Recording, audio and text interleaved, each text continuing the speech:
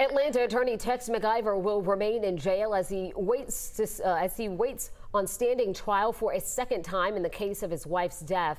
Earlier today, a Fulton County judge denied his request for bond after his murder conviction was overturned in June by the state Supreme Court.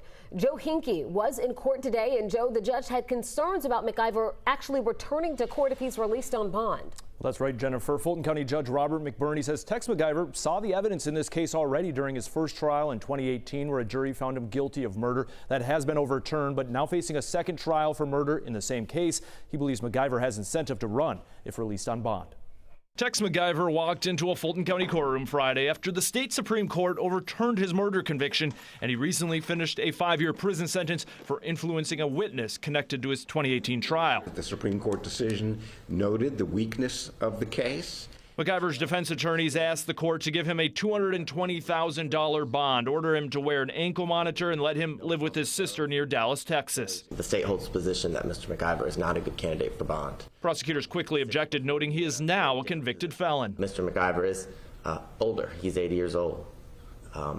After being convicted of murder, I think it makes it to where he is less likely to return to court because he has less to lose. In June, his murder conviction was overturned because the state Supreme Court ruled the jury was not properly instructed to consider a lesser charge of involuntary manslaughter at trial. In response, the Fulton County District Attorney's Office announced it would take McIver to trial again.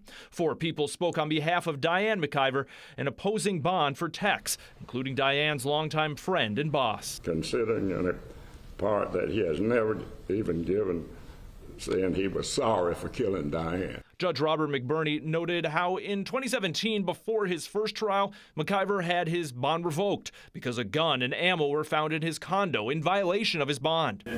Guilty of felony murder. Judge McBurney ended the hearing by rejecting McIver's bond request and recalling the now overturned murder conviction from his first trial. But effectively, you were sentenced to jail for the rest of your life. You, Mr. McIver, never, ever want to hear that again. And the best way to do that is to not come back.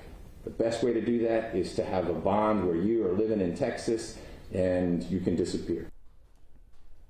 And up next, the judge will set a trial date, most likely for next year. If at any time the state has to announce it is not ready for trial, though, or request the trial be delayed, Judge McBurney says McIver's attorneys could make a new request at that time for bond. Jennifer? All right, Joe, thank you so much.